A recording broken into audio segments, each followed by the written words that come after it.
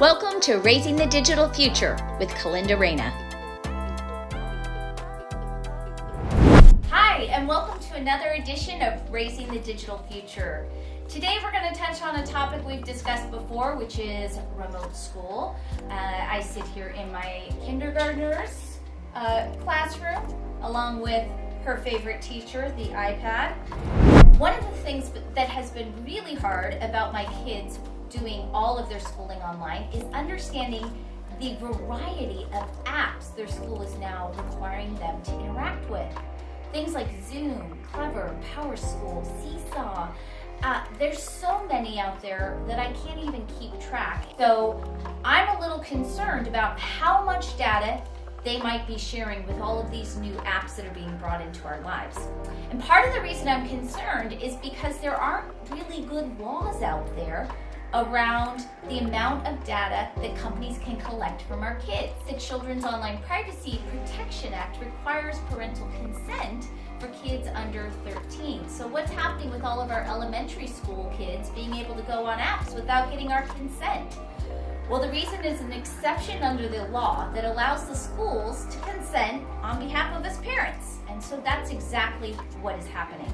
And that means that many of us are in a situation where our children are sharing information about their health, they're taking pictures, videos, chatting, all on apps that the school has consented to that we may not be aware of. Well, I have a couple of things that we can do to try and at least get our arms around this issue. First and foremost, ask your school for a list of all the apps your child is using for their grade level.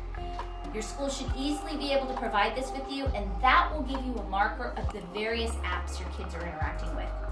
Then I challenge you to go and not have to read all those privacy policies, but go to commonsensemedia.org. I'll include a link to it at the end of this video. And it's a great resource for parents to find out what are the privacy practices of apps and how many have they reviewed and approved and what is their ranking on the privacy level of those apps. So check out commonsensemedia.org.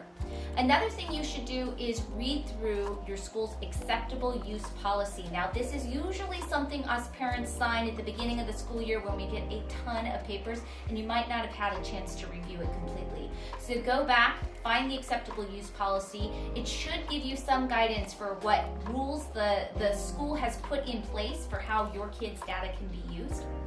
Then always feel free to reach out to your school and ask them what they're doing in their contracts with vendors. At the very minimum, they should be able to tell you whether or not they've required those vendors to delete the data that they have about your children once they no longer use it, that they have a clause in there saying they will take every effort to secure the data to prevent a data breach, because we certainly don't want our kids' information to be part of a data breach. And then finally, that they will be able to tell you whether or not they put in that contract a clause restricting the vendors from sharing your children's data or using it for any advertising purposes. I hope some of those tips were useful for you. I'd love to hear what you think in the comments, and make sure to subscribe below to keep the conversation going.